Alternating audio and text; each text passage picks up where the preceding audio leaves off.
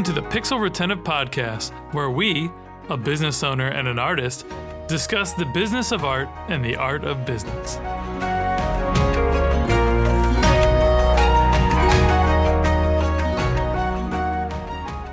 Hey friends, I'm Carl, founder of Epic Made. And I'm Ross, creative director at Epic Made, and we're the hosts of the Pixel Retentive Podcast, where we share our thoughts on creativity, art, and business. Past guests include Fred Sievert, who's the co-founder of MTV, Ian Garlic of Garlic Marketing, and Jason Swank of Smart Agency Masterclass Podcast. We are forever grateful for the supporters of our podcast, and we're always looking for more sponsors. With that said, Pixel Retentive is always brought to you by the creative gurus at Epic Made. Epic Made is a studio of creative storytellers fueled by a lifelong passion for entertainment and pop culture. We make epic creative for brands that share our passion for nerd culture, entertainment, and tech. We've worked with some of the biggest names in entertainment, including WWE, Sci-Fi, and Nickelodeon. Visit getepicmade.com and let's collaborate on your next creative campaign. And with us today, we have Tyler Mose. Tyler is the founder and CEO of MatchPoint. He and his creative team execute all video, illustration, and animation projects for clients from Fortune 100 companies to startups, and they embrace challenges that push their limits creatively and technologically. Welcome, Tyler. Glad to have you, man. Hey, thanks for having me. Great to see you, Ross and Carl. Good to see you too. So before we jump into today's topic, we usually ask a question or two so that our audience can kind of get to know you better. Carl, you want to? Yeah, sure. So, yeah, for sure. So tell us how long you've been in your industry and what project you are most proud of. Well, I have been in the video production industry since I was 18. I started working for ESPN doing game day production, which is, don't let anybody fool you. That is a hard labor job. Yeah, for sure. But rigging stadiums is not for the weak at heart. But started there, then went into corporate as far as working for a company that did direct like recruitment and advertising, branding and campaigns, all things digital, and then video related around that. And then went out on my own as far as with MatchPoint in 2010 and have been moving forward ever since. Project that I'm most proud of, I don't know. I mean, there's a lot of them. Like we've done some municipal focused projects that are for like large public works projects like parks or new water systems that they're hooking up, all the way to some pretty wild projects as far as with some casinos for content, as far as specifically in the casinos on LED and LCD screens. Oh, cool. They're all fun. I mean, you guys know this, like no project is the same. And where the start, middle, and end can all be different and can all have like a certain length of time. But at the same time, I really do enjoy all of them that we do. I'm blessed to do what I get to do every day. Hell yeah. We can relate to all of that, all the way up to the end of that as well. You know, it's a blessing to do projects and work on things that like you feel really good about when they're done. It's not like, oh, well, on to the next one. Let me just cash this check. It's like, no, that was cool. We made a cool thing. Like, you know, so totally. Yeah. Like that's the thing that I think that's the bigger thing with like creative and like, I mean, working with so many creatives, like that's the really big thing as far as like, we're literally like starting something from scratch as far as here, and every project kind of starts that way. And don't get me wrong, like, I mean, some might be quicker than others, some might be more intense than others, some might take longer than others. But at the end of the day, it's like, you know, you're basically like building a ship with each and every single project, and then seeing if it floats or not at the end of it. So yeah, you're bringing something into the world that didn't exist before. No matter how good, bad, or ugly it ends up being at the end. Ideally, it's effective every time, but you know, we all know that that's not always the case, especially with any sort of marketing efforts. It's always a crapshoot. But the long and short of it is like just making something that didn't exist before you had your hands on it is always a rewarding experience, no matter what. Totally. Yeah, I love the collaboration aspect too. It's you collaborate with the client, and sometimes you bring in extra people to help you on a thing, right? So there's this whole it's like a new team every time, right? So you know what you bring to the table, right? And that's generally pretty consistent after a certain amount of time. And then you have these new ideas and new things that spark with these different personalities. So I love that collaboration aspect of what we do as well. So as creatives in a setting, a business setting. So Absolutely. And so, if we haven't already established this, Epic Made and MatchPoint do similar things. We have different mediums of choice. Whereas I feel like we're probably more illustration and animation focused. You guys are more live action, live video focused.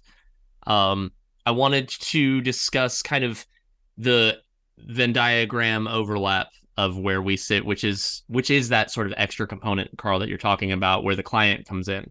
And both of us need to extract and in some cases fully develop a brand story for them, and also try to identify how to properly visualize that for an audience. And so I figured what better what better collaborator to have this discussion with than someone who is also doing the same thing as us. yeah, in that regard for sure. For sure. Yeah, I would say we definitely do have overlap, but as far as overall, I mean, we don't go beyond 2D animation typically. And like our more scope is on like the corporate side. I mean, don't get me wrong, like I know you all do like work with massive entities like Nickelodeon, MTV, at USA, and some TNT, and some of these like large TV networks. We don't really touch those. Like, Right. I mean, this past week, we did like a med device project. We did a project for a large gas company that provides what is it, natural gas for homes. Right. And then at the same time, we're working on a project with a luxury developer in Chicago, shooting a bunch of ad content pieces specifically to market the homes, as far as the condos, as far as within the place. It's kind of like I've said this to Carl before. To the extent that you all do illustration and animation, like we don't do that. Like it's just like a completely different universe as far as what we do. But I really do enjoy a lot of the work that you all do. I thought of you all. I just read Teenage Mutant Ninja Turtles are having like, I feel like they're like fourth or fifth like revitalization. Yeah. Totally, like they're coming back again, and they were great when I was a kid. And like I can't remember when the first TMNT came out with Shredder, when they were in New York City. As far as with it, like with Shredder, he first came to the big screen. It was so hyped up. It was like 92 or something, I think. Totally, and like, but the work that you all did with for the Chucky show made me think of one of their graphic novels I just read called The Last Ronin, which it kind of looked similar. But if you haven't checked that out or you're into that, that's where the rest of them actually get killed, right? And it's just Mikey who's like avenging his brothers. Yeah, I'm aware of it. It's I've heard it's an incredibly successfully written comic or graphic novel. That's really yeah. Well, don't tell any of the listeners anymore. They're gonna have to buy it themselves. Yeah. But no, I have heard of it. I've seen pages from it, but I haven't actually read it. It's definitely something that I've been interested in looking at. Yeah, for sure. And like the big thing, like I really and I mean, this is another conversation, but like with us doing corporate stuff and like with you all in the like super creative space, I feel like the biggest thing, and we're in the ideas business. Like we're totally in the ideas business. And I think that like building on what you're saying as far as like the story component of establishing that with the brand is, I know a lot of people come to your organization, my organization, and just expect like idea. Right. Yeah. And totally, like it can totally be done. And like, I mean, at this point, like we're used to it. You're used to it as well. But you have to keep filling that bucket full of creative inspiration. It's funny. I think so. Creativity, as I see it, it's really just problem solving, right? Like it's a creative person most of the time. It's very rare for someone who is a creative to be able to just pull stuff out of thin air consistently, For sure. right? You have to be presented with a problem that you're trying to solve, and in not a dissimilar way to like an engineer, you're trying to solve it using your own skill set rather than math or you know. And so I think that it is important to note that a brand does have to come to us, or a client of any kind has to come to us uh, with some sort of foundation. Otherwise, we're just kind of sitting there like a deer in the headlights, right? Where you have no foundation to build off of. You have no symbolism or story to jump off from, and it becomes really difficult to do your job in creating ideas for them. There's just no way to. There's no problem to solve yet, right? The problem you're trying to solve is a marketing one or like a business growth one, not a creative one yet. Totally. And like, who knows where that inspiration will come from? Like, we did a project, this ad campaign project, and we did 6 different spots for a luxury building. And like, it's just crazy how like things that inspire you or you find, I mean, let's be honest, like it's attractive, like creatively or artistically, like something in it like makes you be like, oh, like, I want to own that. Or I want to build upon that. Like, it's just so funny. Like I read like the League of Extraordinary Gentlemen in college, and I think I've got like 5 or 6 of the graphic novels because I collect books and a lot of graphic novels too. Yeah. But from that, and then from the From Hell graphic novel, like we pulled like shot as far as within it, like for these scenes in these ads. So that's awesome. I mean, I read these 20 years ago, but like they're coming back. Mike Mignola did From Hell, right? Yeah. Yeah, I was gonna say I have his whole Hellboy set right there. Yeah. The From Hell graphic novel is amazing. Like, yeah, he's one of my artistic idols. He's one of my like huge inspirations, Mike Mignola. It's a great graphic novelist, comic artist. So go ahead. Oh, go ahead, Carl. I was just gonna say we found recently, I'd say in the past year or so, really started to develop an onboarding type of process that helped us consistently dig out some of these little nuggets of cool inspiration and collaboration, and asking them questions in ways that make the client think about their product, their problem, their brand, whatever it is we're trying to like look at in this current situation. It's kind of like a diagnosis process that doesn't feel that way, but it is. And at the end, we start coming out with some crazy ideas. And I know, like last week, we were talking with Eldritch Foundry about some cool ideas, and like we walked them through a whole process. And by the end, we were just had all these great ideas that we wouldn't have had if we didn't develop that process of kind of extracting things for inspiration and to help tell that story, which is interesting. So. Totally. Like with what you're talking about right now, and like with the diagram, the diagram of like client comes and has need, like you said, Ross, has a little bit of inspiration, whatever that may be, a picture, a billboard, a video, a photo, whatever that may be, and then taking it and like building upon it, ideating, and then finalizing and shipping the end product. Because I always say this, like real artists ship. Like, we could sit here and talk about like Ross. I think we could sit here and talk about graphic novels for like 3 or 4 hours, probably, and like probably 3 or 4 days, depending on. like, but that's the thing is like I always when we used to go in and recruit from the art schools for like interns and things like that. But I always used to joke, and it was one of my biggest points that I made in like the first 5 minutes to the students, that like sitting around and talking about like creative ideas is one thing, executing upon them is a whole other completely different thing. Realm. Yeah. And like, I mean, I joke with a lot of them, like, you can sit around and talk about this stuff all day long, but having the system and process to take from here to out the door, happy client, deliverable, is a whole other world. And that's the Venn diagram of the business brain and the art and creativity brain, right? And like I had to go through an entire process because I was this wildly creative, abstract-minded guy in college, and I started this business just because I wanted to run my own business, and I had no idea what I was doing. And this was back in 2006, when I went full time in 2007. But I had to go on this journey from being this very creative, artistic person to evolving into a CEO that was in love with building a business and creating a business. And then I had to circle back again and build a secondary brand to continue to nurture my artistic side. So to get the full happiness.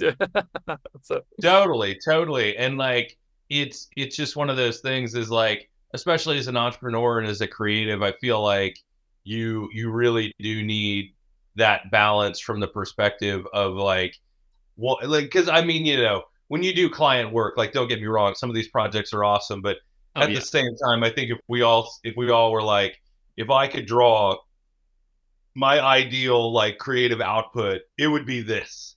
But like for me, I would love to be in a band and be a singer. But I mean, from what I hear from what my friends tell me after I have a few drinks, like I'm not the greatest singer. So, but I hate to let you down, Tyler.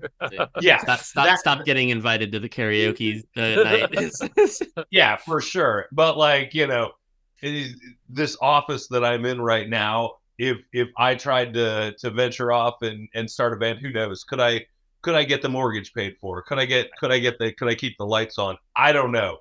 From the feedback I've gotten from friends, probably not. But like you need that, and you need to continue to do that. I really urge our people as far as with that too, is just like, you need to do something outside of this as far as if this isn't satisfying like a creative need that you have to continue to grow, you need to do that, or you need to find that somehow through a hobby, through side work, whatever that may be. Yeah, I mean, because you don't want to get to your deathbed and have been like, well, I paid the bills. Like, no, you got to do things that you love and that make you feel good, regardless of if that's in your profession or not. You got to find that in your life, happiness. Yeah, and sometimes they don't even working creatively in our business doesn't subsidize that. Like you were saying, I mean, I fired Carl from the art department, right? Like he did. He was doing screwing up everything in the art department. Yes, everybody's gonna quit. Get the hell out of here. Yeah, he was doing well,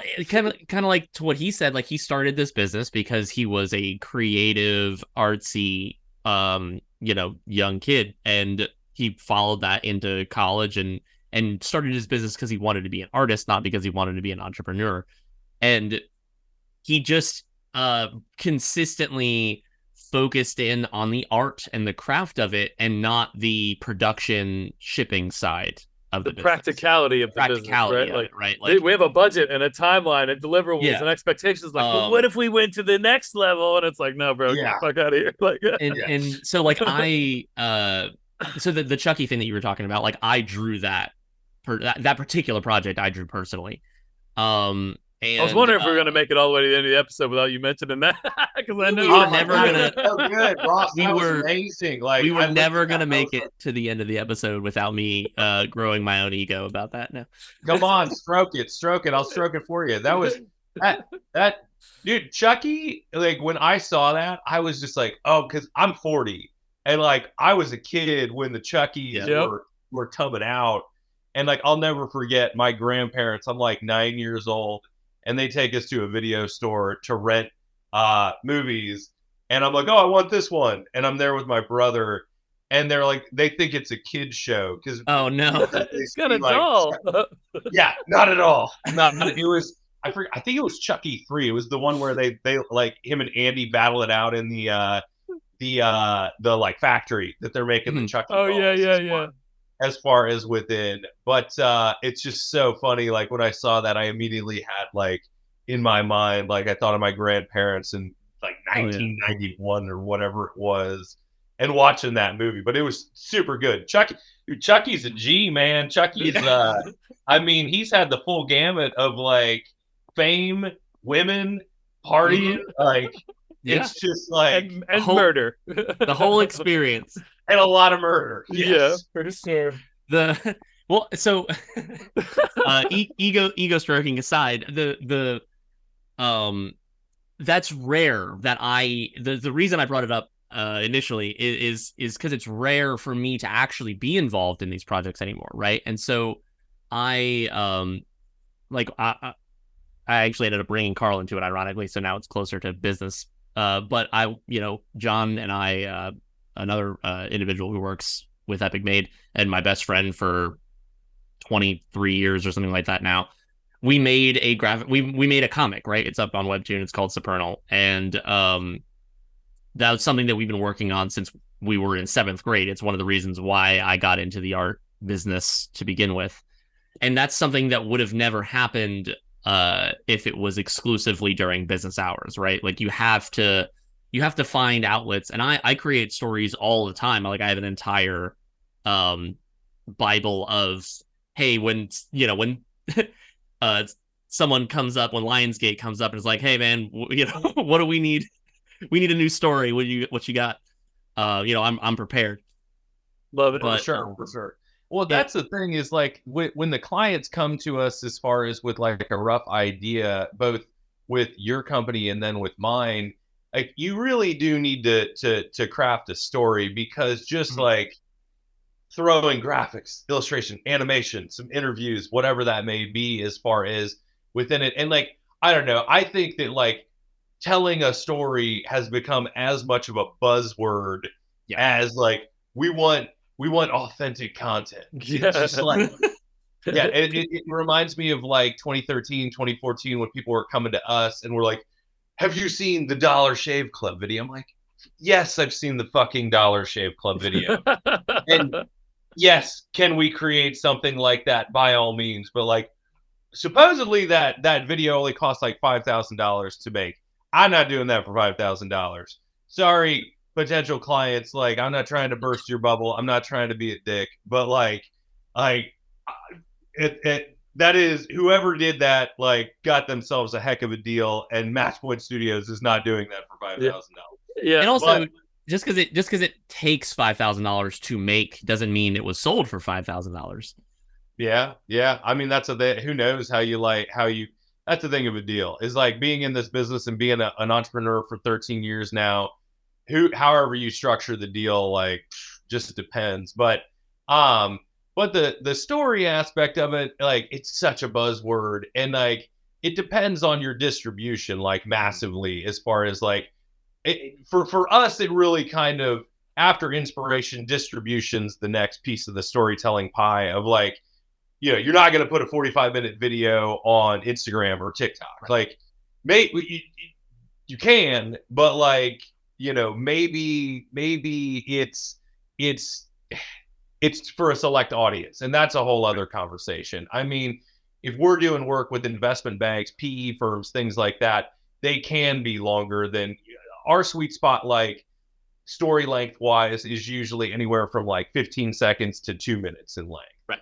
But like, if you're sending this out to 100 to 200 people and are like, you're trying to get them to give you 50 million, 100 million, $500 million as far as to invest in a company, different audience. With the Chucky stuff, I mean, correct me if I'm wrong, but that's B2C as far as within it per se. Of course. Yeah, absolutely. And I think our range in terms of content length is from either 0 seconds, like the Chucky thing, to to about 2 minutes. I think is the longest that we really recommend for most of the use case situations that our clients are looking for. And we work with Nickelodeon and things like that, but we also work with we have our fair share of accounting firms and real estate agents and things like that, who the biggest difference is they want something that's more eccentric. I think they want something that's a little bit more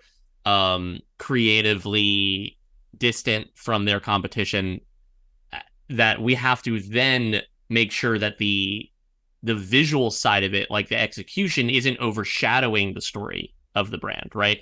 That you can easily make something flashy that doesn't say anything. I'm a huge proponent of utility first, right? Like, you have to have the functionality of this. This has to be positioned in a way that it can actually execute the thing without the prettiness, and then you apply the beautiful part on top of it, and now you have something that's highly effective. Totally. Like, I mean, I read a lot, and like that's one thing that helps to like fill this creatively, as far as with nuggets that can be used wherever they might be used. And Ed Catmull's book, Creativity Inc. Ed Catmull, Yep. one of the So founders of good. Pixar, so good. And like he just talks about like where they start and where they end as far as within it. And it's cool because in that book they talk about the Toy Story or ideation and like development of it, and then the Cars. And I've never seen Cars. I've seen Toy Story, but like just like where it's, or Finding Nemo, they talk about that in there, like where it starts, where the middle is, and where it ends. Oh man, like I mean, it's one of those things that like creatively and working with the team, working with the client, working with the client's a little different than working with the team, because the team, you can be like, Carl, I kind of like a little bit of it, but your idea is shit. Sorry. Yeah. Like it's we need to take a little bit of that and then go this direction based on like what the client's telling us, because at the end of the day, like they're paying for it. Unless you're, Casey Neistat, you can get Nike to pay you $2 million and you run around the world like shooting footage with your son, spend all the money, and are like, hey, here's your 8-minute commercial. Thanks for the 2 million. We spent it all. Yeah, and I mean, So we all gotta have dreams, right? Like maybe we can get there. totally. So we'll get there. I know we'll all get there. It's just a matter of like with the story side of it is really like, and I don't know, like dealing with the people that are paying for it. Like you have those moments where you're ready to go, creative's done, you've run them through that entire system and process, and then they come back and blow it up for whatever reason that may be. Like it Hit can him with go the change order. Yeah. totally. Hey, this is the next project. But I think it's disheartening when you've put something of yourself into it, and you believe in the product, and that it gets changed seemingly like haphazardly or arbitrarily. Yeah, I've had to talk Ross back from just like fuck this project, right? Because like we've gone all the way in. Ross is in love with the thing, and the client's like, oh, but and Ross is like, hey, then we'll get on the phone. I just have to pick him up, like emotionally pick him up. He's like, yeah, we're gonna do it, but what the fuck, like,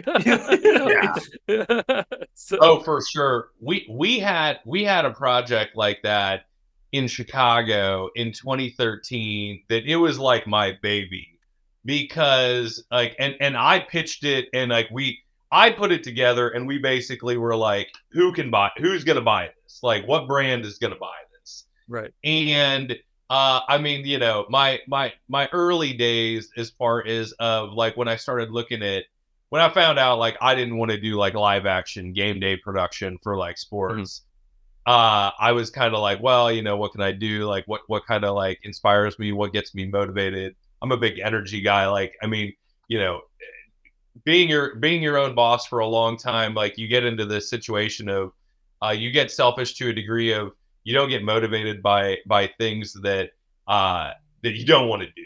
I mean, it's you definitely have to push through and do some of those things, but like at the same time, like I always say, like at this stage of my life, like I can't do things that I really don't want to do. Like I just can't do it. Yeah, no And kidding. anyways, like we used to, I got all into snowboarding videos when I was in college. You come back from the late night, as far as out like hanging, maybe you get like a deuce roadie as far as to like go, and you might watch a little TV, maybe eat a little pizza, have a hot dog, who knows. But like my buddies and I always loved like watching snowboarding videos, and I was like, man, I want to do that. Like, how do I'm not good enough to be in them, but how can I like, and I'm not crazy enough to get dropped off on a mountain with like a 60-degree shoot down, but how can I do that? And anyways, I came up with this idea so we have an office in Chicago and Indianapolis and Lafayette, Indiana. And I had this idea to do a wakeboarding video in Chicago from like Wacker Drive to Michigan Avenue, and I wanted to like fly helicopters through, because we use helicopters for projects sometimes with shot over systems and red camera systems to capture a variety of footage that we need. Because drones, like the battery life, just if you need to be in the air for like more than like 20 or 30 minutes, drone ain't gonna do it. So anyway, long story short, I go and one of my former college teammates, like he worked in professional sports, like motorsports for a long time. I wanted to do a wakeboarding video in that, like the river right there. Put the creative together, put the budget together, like all in, and we start going and pitching like wakeboarding companies, boat companies, networks, things along those lines. And we actually got somebody to buy into it. But the biggest issue with it was the riders, like the athletes, wouldn't do it because the Chicago River is so dirty that if they fell in it, take them right to the hospital. Yeah, like it's kind of like the East River in New York. Like for the longest time, you couldn't swim in it because you get a gastrointestinal infection. That's no good. You don't want that. You don't want that. But they blew it up, man. So this is my opportunity to say, fuck you, wakeboarders. Like I had this beautiful baby that I had made, and you killed it. So thank you. I won't mention any names. So.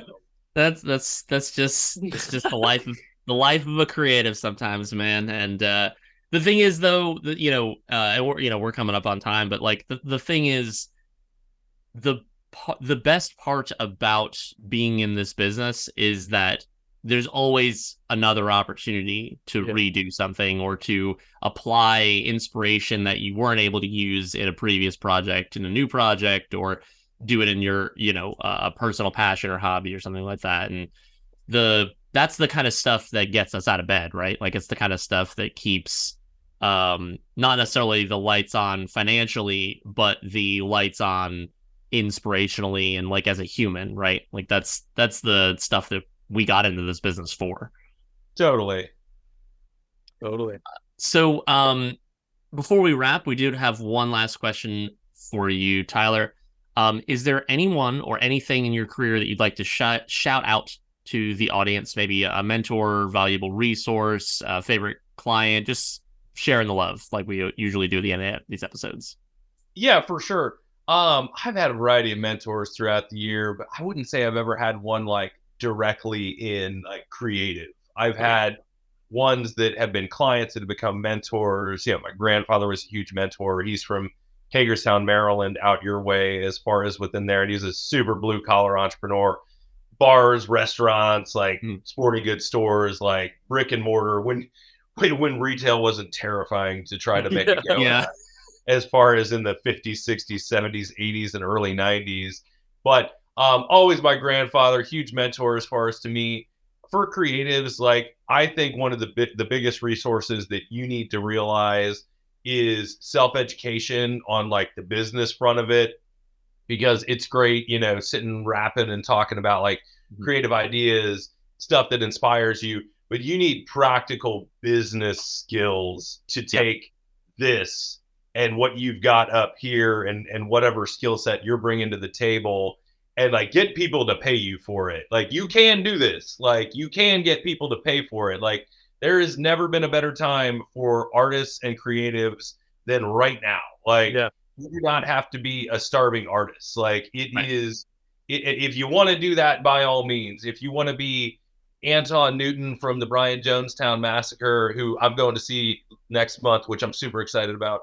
But if you want to be him and like totally rebel against like the man, like, oh, I don't need to get paid. It's like, I think at this point he realizes he does need to get paid. But 40 years later in the business, but you need practical business skills. And through reading things like my favorite author, who I consider a mentor, although I've never met him, Mark H. McCormack from IMG, who, if you don't know who IMG is, IMG started out and they were the first people to get money in sports marketing and sports advertising. And they started with golf and tennis in the 50s and 60s. I mean, you've seen where that's gone. I mean, he's kind of considered like the godfather of sports marketing. But he wrote 2 books. He's written like 20 books, but he wrote 2 books that I always tell people to read if you're going off on your own. One is called What They Still Don't Teach You at Harvard Business School. The other is The Terrible Truth About Lawyers. And then the third is Never Wrestle with a Pig, or Never Wrestle a Pig, I think it's called, as far as within it. But straight up, like, practical business advice. Like, his books are amazing for that. And I mean, these were written in like the 70s and the 80s, and it's still relevant because, I don't know, like, shout out to my wife too, as far as fiance. I call her my wife at this point. Maya Kuharich. She, Dr. Kuharich. She actually starts her first day at Northwestern University tomorrow as Professor Kuharich. But yeah, thank you. I'll make sure. Congratulations, both for that and the engagement. Yeah, for sure. But like, you need academic answers don't translate into practical business acumen. Like, I've had multiple like consultants or academics be like, oh, we're trying to like add people here in the company and on the department. They're like, well, you need to increase your revenue. No shit. Like, no kidding. Like, if I could wave a wand and do that, I would have done that 13 years ago. It's just right. Like, yeah. Those books really show you like the things you need to do, from like, here's my idea of what I could do and what I need to do along the line to get to end outcome. So shout out to Mark H. McCormack, the founder and CEO of IMG, long deceased, but founder of IMG. Oh yeah. Cool. Awesome. Thanks so much, Tyler. Appreciate that. I wrote all 3 of those books down. I will be checking them out. For sure. Cool. And big thank you to Lunch Club, which is where Tyler and I met.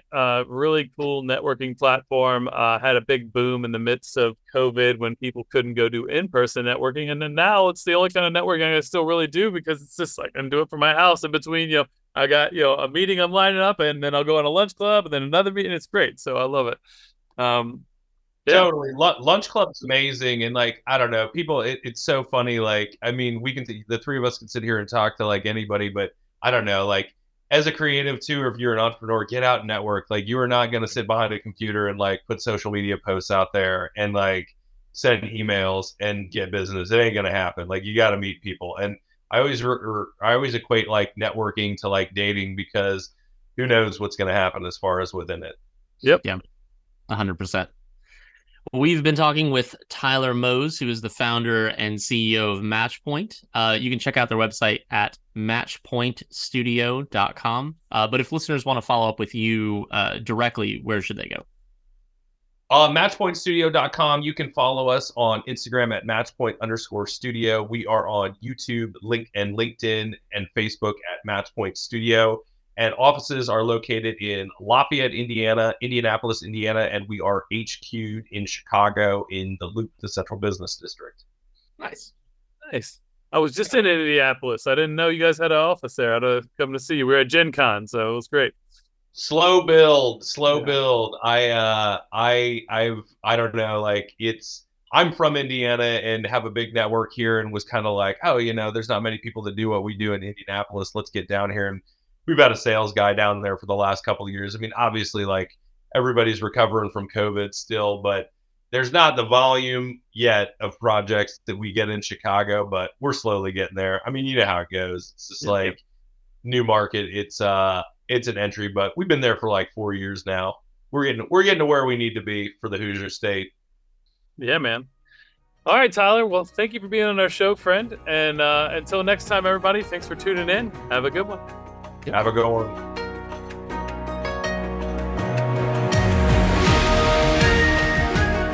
We really hope you enjoyed the show. Please like and subscribe to join us on our next journey through the world of art and business on the Pixel Retentive Podcast.